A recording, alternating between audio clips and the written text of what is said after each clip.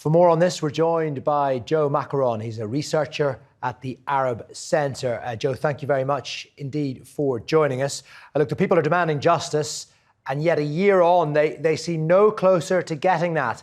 Can the political classes be held accountable, and what would accountability look like? They have no intention to be held accountable. Unfortunately, 1 year after the explosion, we still have no one press conference detailing what happened, how the ammonium nitrate reached the Beirut port, for what purpose they were kept, and how the simple question of how it exploded. Was it an accident? Was it intentional?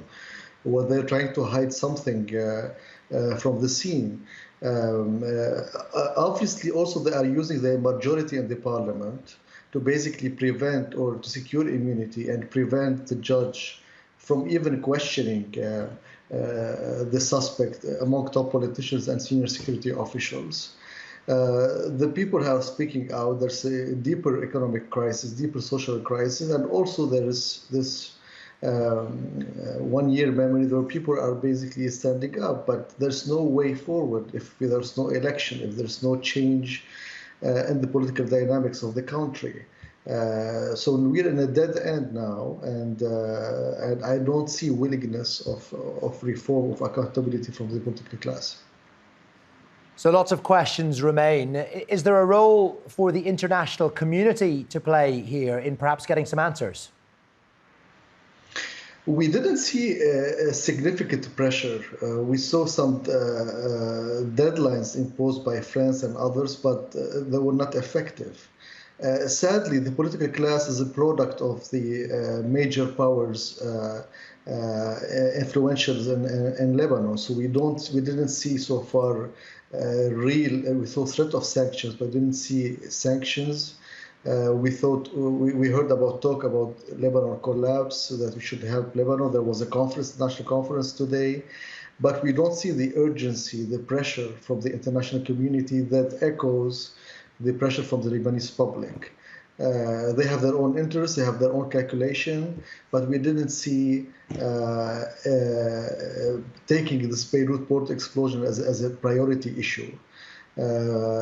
Besides helping a little bit in the investigation. So I think backing this Lebanese pressure, we should see more clear statements from the international community, especially those who are influential in Lebanon.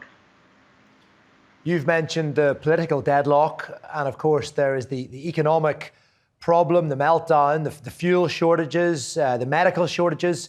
How close do you think Lebanon is to being in a state of emergency?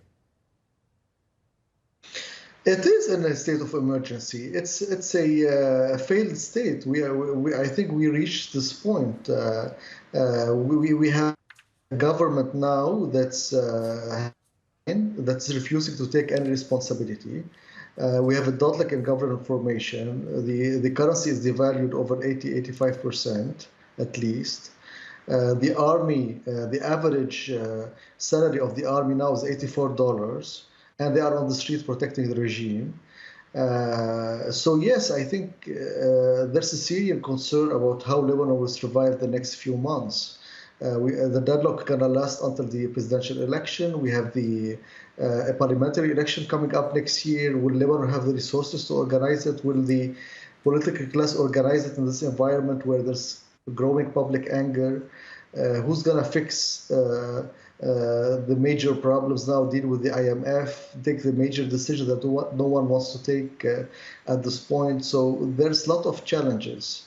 And I don't think the political class is ready to face them. And the growing public anger don't have an alternative to seize power or to change the political dynamics. So we are in this deadlock that's risking a lot of upheaval, a lot of protest, a lot of anger on the street.